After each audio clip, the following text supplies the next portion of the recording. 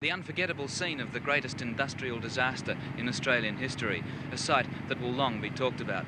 The enormity of the tragedy is becoming more evident as more than 24 hours have passed and still the bodies are coming out. A short while ago, 3 more were removed and men are still digging for the bodies of mates in the wreckage.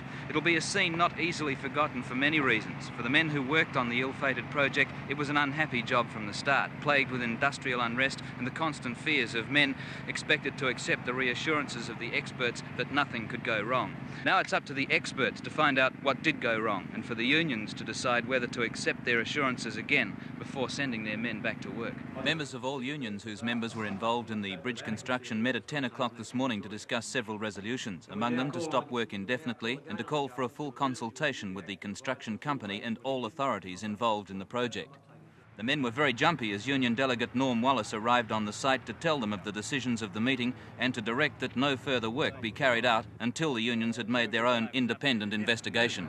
Certainly at this stage we're not agreeing to any of our blokes going up there. Well, engineers will check it out anyway today. Well, experts are one thing, our men are another thing. We're going to be guided by what our men have to say on this matter. Tony, how do the boys feel about it at the moment? You've you lost half your mates in one hit, you know. How did they feel about the project before this happened? Were they happy with it? It's been the unhappiest job ever. I never worked on a worse job than this job yesterday morning. There was one of my members who's dead now, wanted me over on this side here because he wasn't happy with what was happening. And he was told by a foreman it was all right, it was safe enough. Now that foreman's dead too. So your fellas weren't happy with the job right along? Never. How are your fellas going to feel about going back to work on this job? I'll tell you what, the behalf of them won't get back there, mate. What about you? I'll go back on it. I've been on it from a word go.